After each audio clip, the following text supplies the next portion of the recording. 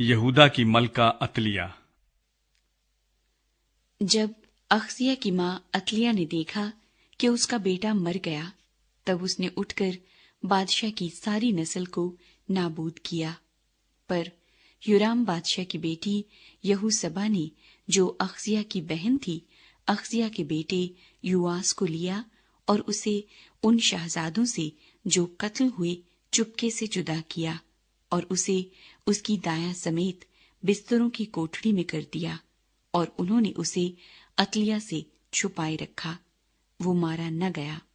اور وہ اس کے ساتھ خداوند کے گھر میں 6 برس تک چھپا رہا، اور عتلیہ ملک میں سلطنت کرتی رہی۔ اور 7ویں برس میں یہویدا نے کاریوں اور پہرے والوں کے 100 کے سرداروں کو بلا بھیجا، اور ان کو خداوند کے گھر میں اپنے پاس لا کر ان سے عہد و پیمان کیا،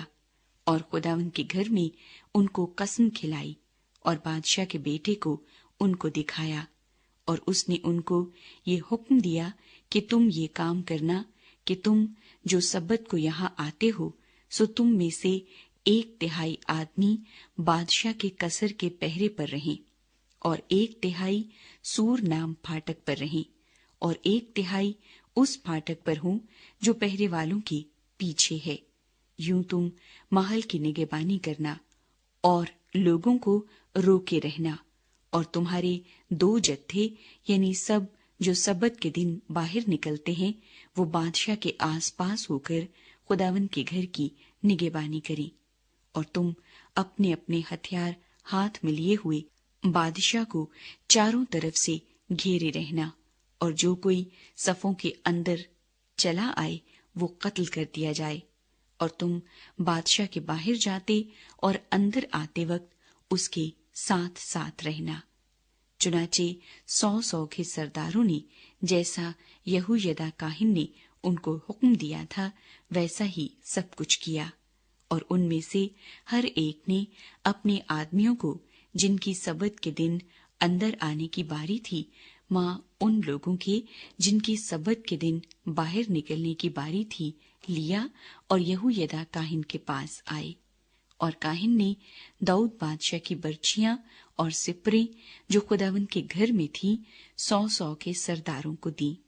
اور پہرے والے اپنے اپنے ہتھیار ہاتھ میں لیے ہوئے ہیکل کے دہنے پہلو سے لے کر بائیں پہلو تک مذبے اور ہیکل کے برابر برابر بادشاہ کے گرد گرد کھڑے ہو گئے۔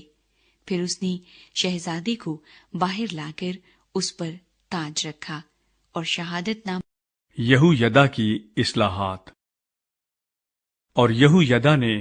خداوند کے اور بادشاہ اور لوگوں کے درمیان ایک عہد باندھا، تاکہ وہ خداوند کے لوگ ہوں، اور بادشاہ اور لوگوں کے درمیان بھی عہد باندھا۔